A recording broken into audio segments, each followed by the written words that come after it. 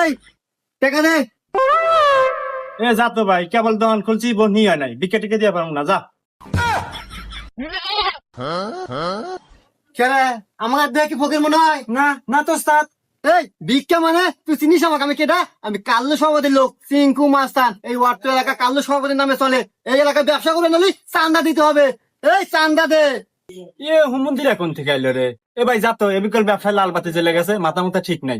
কি মাথা মুথা ঠিক নাই?